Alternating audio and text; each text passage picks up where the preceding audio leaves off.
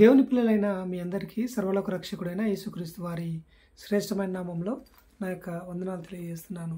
ప్రేమల దేవుని వారలారా, మరి ఈ సమయంలో కొన్ని మాటలు సర్వోన్నతుడైన దేవుని గురించి మనము మాట్లాడుకుందామండి.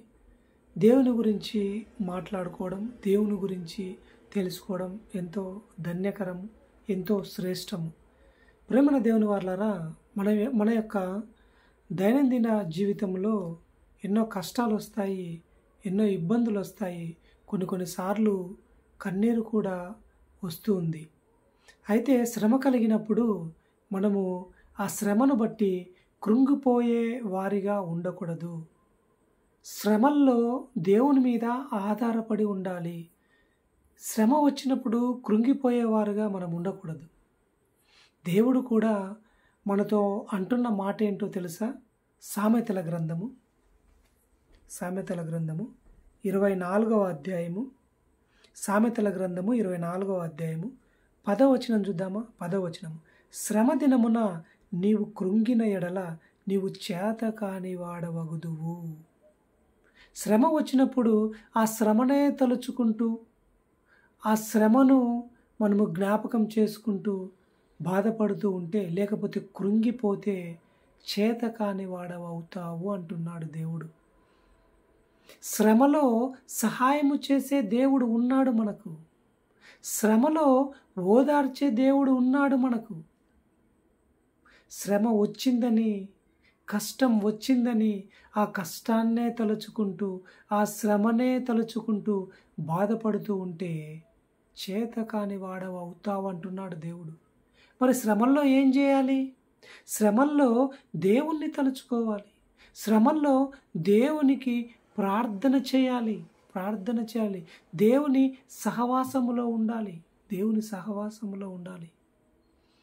ప్రేమైన దేవుని వాళ్ళారా, దేవుణ్ణి అంటి పెట్టుకొని ఉండాలి. యాకోబు రాసిన పత్రికలో యాకోబు గారు పరిశుద్ధాత్మ ప్రేరణతో ఒక మాట అంటారండి. చదువుదాం దాన్ని. యాకోబు గారు రాసిన పత్రిక 5వ అధ్యాయము 13వ వచనం, మీలో ఎవనికైనాను శ్రమ సంభవించెనా అతడు ప్రార్థన చేయవలెను. ఇక్కడ భక్తుడు ఏమంటున్నాడంటే, ఎవరికైనా శ్రమ సంభవిస్తే, ఎవరికైనా బాధ వస్తే వారు ఏం చేయాలి? ప్రార్థన చేయాలి. దేవునికి మొరపెట్టుకోవాలి. మన మొరను ఆలకించే దేవుడు ఉన్నాడు. మనల్ని పట్టించుకునే దేవుడు ఉన్నాడు. మనల్ని ఆదరించే దేవుడు ఉన్నాడు. సహాయము చేసే దేవుడు ఉన్నాడు. ఆ దేవునికి నువ్వు నేను ఏం చేయాలంటే మొరపెట్టుకోవాలి, ప్రార్థన చేయాలి. శ్రమ వచ్చిందని ఆ శ్రమను తలుచుకుంటూ కృంగిపోతే చేతగాని వాడవవుతావు అంటున్నాడు దేవుడు. శ్రమలలో సహాయము చేసే దేవుడున్నాడు. శ్రమలలో ఆలోచనలు ఇచ్చే దేవుడున్నాడు. శ్రమలలో రక్షించే దేవుడు ఉన్నాడు. ఎంత గొప్ప దేవుడండి! ఎంత ఆదరిస్తున్నాడండి! నువ్వు శ్రమల్లో బాధపడతావేమో, ఇబ్బందుల్లో నలిగిపోతావేమో. ఒకవేళ ఆ ఇబ్బందుల్లో, ఆ శ్రమల్లో నువ్వు కృంగిపోతే చేతగాని వాడవవుతావు అంటున్నాడు దేవుడు.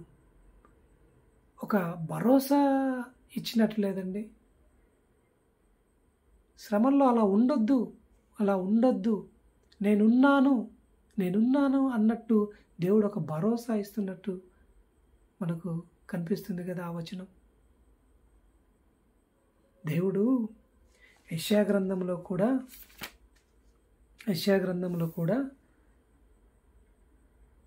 తన ప్రవక్త ద్వారా మాట్లాడుతూ 44వ అధ్యాయం, యెషయా గ్రంథము 44వ అధ్యాయము 2వ వచనం చూద్దామా? 2వ వచనం, నిన్ను సృష్టించి గర్భములో నిన్ను నిర్మించి నీకు సహాయము చేయువాడైన యెహోవా. ఇక్కడ ఏమంటున్నాడు భక్తుడు? మిమ్మల్ని సృష్టించిన దేవుడు, మిమ్మల్ని కలగజేసిన దేవుడు, మిమ్మల్ని నిర్మించిన దేవుడు ఏం చేస్తున్నాడంటే సహాయము చేస్తూ ఉన్నాడు. సహాయము చేసే దేవుడు. ఎంత గొప్ప దేవుడు అండి! మనల్ని సృష్టించి, మనల్ని నిర్మించి, మనకు సహాయము చేసే దేవుడట.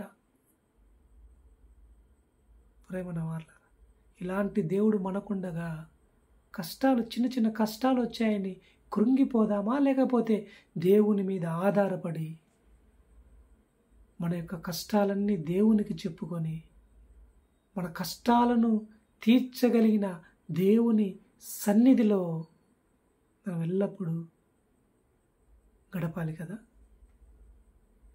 దయచేసి ఈ సమయంలో ఈ గొప్ప దేవుడు ఏమంటున్నాడంటే, శ్రమ సంభవించినప్పుడు, కష్టాలు వచ్చినప్పుడు నువ్వు కృంగిపోతావేమో, అలా కృంగిపోతే నువ్వు చేతగాని వాడవవుతావు. అదే యెషయా గ్రంథములో ఇంకో గొప్ప మాట దేవుడు తన ప్రవక్త ద్వారా రాయించాడు. యెషయా గ్రంథము 65వ అధ్యాయము, యెషయా గ్రంథము 65వ అధ్యాయము ప్రారంభం నుంచి చూద్దామా. నా యొద్ద విచారణ చేయని వారిని నా దర్శనమునకు రానిచ్చితిని, నన్ను వెదకని వారికి నేను దొరికితిని. నేనున్నాను, ఇదిగో నేనున్నాను అని నా పేరు పెట్టబడని జనముతో చెప్పుచున్నాను. దేవుడు ఏమంటున్నాడు? నేనున్నాను, నేనున్నాను అంటున్నాడు. తన ప్రజలతో దేవుడు ఏమంటున్నాడంటే, నేనున్నాను, మీకు తోడుగా ఉంటాను. ఎందుకంటే నేను మిమ్మల్ని కలుగజేశాను, నేను మిమ్మల్ని పుట్టించాను, నేను మిమ్మల్ని నిర్మించాను, నేను మీకు సహాయం చేస్తాను. మీకు శ్రమ సంభవించినప్పుడు మీరు చేత కాని వాని వలె ఉండొద్దు, మీరు కృంగిపోవద్దు. నేను మీకు సహాయం చేస్తాను, నేనున్నాను. ఎంత గొప్ప దేవుడు అండి! ఎంత గొప్ప దేవుడు! దయచేసి ఈ దేవుని గురించి ఆలోచిద్దామా? ఎంత ప్రేమ కలిగిన దేవుడు అండి! నేనున్నాను, నేనున్నానని తన ప్రజలతో చెబుతున్నాడు, తన పిల్లలతో చెబుతున్నాడు. ప్రేమన దేవుని వాళ్ళారా, ఆదరించే దేవుడండి, కన్నీరు తుడిచే దేవుడండి, కాపాడే దేవుడండి, కరుణించే దేవుడండి, అనుక్షణం మనల్ని పట్టించుకునే దేవుడండి. ఆయన బలపరుస్తున్నాడు. నేనున్నాను, నేను సహాయం చేస్తాను, నీకు శ్రమ వస్తే నువ్వు కృంగిపోవద్దు, నేనున్నాను. ప్రార్థన చేయి. భక్తుడు అంటున్నాడు, యాకోబు భక్తుడు అంటున్నాడు, శ్రమ సంభవిస్తే ప్రార్థన చేయి. ప్రార్థన ఆలకించే దేవుడు పరలోకమందున్నాడు. మన ప్రార్థన ఆలకించే దేవుడు పరలోకమందున్నాడు. సర్వ సృష్టికర్త ఆయన. యోబు గారి జీవితంలో ఎన్నో కష్టాలు వచ్చాయి, ఎన్నో ఇబ్బందులు వచ్చాయి. తన కడుపున పుట్టిన పిల్లలు చనిపోయారు, తన యావదాస్తి పోయింది, తన బిడ్డలు చనిపోయారు. ఒకదాని మీద ఒకటి ఆయన యొక్క జీవితంలో సంభవిస్తూ వచ్చాయి, శ్రమలు. అలాంటి సమయములో యోబు గారు అన్న మాట ఏంటో చదువుదామా? యోబు గ్రంథము 1వ అధ్యాయము, యోబు గ్రంథము 1వ అధ్యాయము 21వ వచనం. నేను నా తల్లి గర్భములో నుండి దిగంబరినై వచ్చి తిని, దిగంబరినై అక్కడికి తిరిగి వెళ్ళెదను. యెహోవా ఇచ్చెను, యెహోవా తీసుకొని పోయెను, యెహోవా నామమునకు స్తుతి కలుగునుగాక. ఎంత గొప్ప మాట అండి! తన కడుపున పుట్టిన బిడ్డలు చనిపోయారు. తన ఎద్దులు, గాడిదలు, గొర్రెలు, ఒంటెలు, కుమార్తెలు, కుమారులు చనిపోయారు. ఒక్క క్షణములో ఒక్క క్షణములో దెబ్బ మీద దెబ్బ, దెబ్బ మీద దెబ్బ. తన సేవకులంతా వచ్చి, అయ్యా నీ కుమారులు చనిపోయారయ్యా, అయ్యా నీ ఎద్దులు చనిపోయాయి, నీ ఒంటెలు చనిపోయాయి, నీ గాడిదలు చనిపోయాయి అని ఒక్కొక్కరు వచ్చి యోబు గారికి చెబుతుంటే యోబు గారు ఏం చేశారో తెలుసా? యోబు గారు, నేను నా తల్లి గర్భము నుంచి దిగంబరిగా వచ్చాను, మరలా నేను దిగంబరిగానే వెళ్ళిపోవాలి. ఒంటరిగా వచ్చాను, ఒంటరిగా వెళ్ళిపోవాలి. ఇవన్నీ నాకు ఇచ్చింది నా దేవుడు. నా దేవుడు నా దేవుడు ఇచ్చాడు, నా దేవుడు తీసుకున్నాడు. దేవుని నామానికే స్తుతి కలుగునుగాక అన్నాడండి. ఎంత గొప్ప దేవుడు, ఎంత గొప్ప దేవుడు అండి. యోబు గారు కష్టాల్లో దేవుణ్ణి మహిమపరుస్తున్నాడు చూడండి.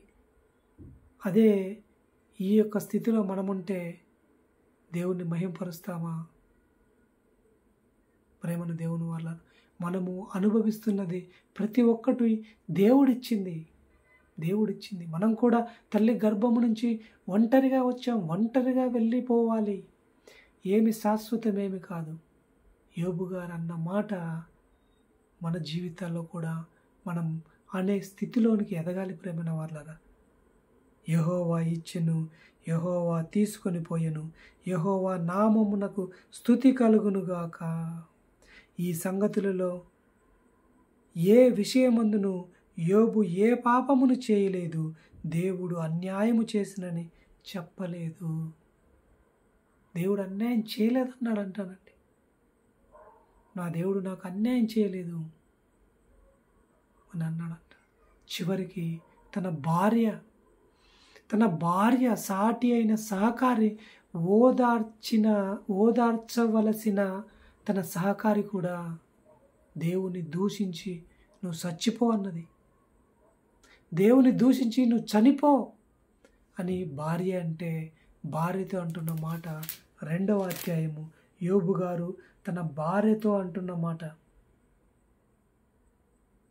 అందుకతడు, మూర్ఖురాలు మాట్లాడినట్లు నీవు మాట్లాడుచున్నావు, మనము దేవుని వలన మేలు అనుభవించుదుమా, కీడు మనము అనుభవింపతగదా అనెను. చూశారా?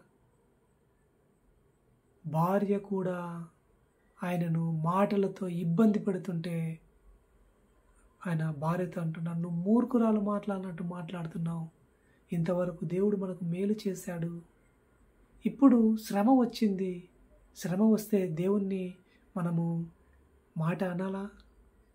దేవుడే ఇచ్చాడు, దేవుడే తీసుకున్నాడు, ఇందులో మన గొప్పతనం ఏముందని తన భార్యను మందలిస్తూ ఉన్నాడు.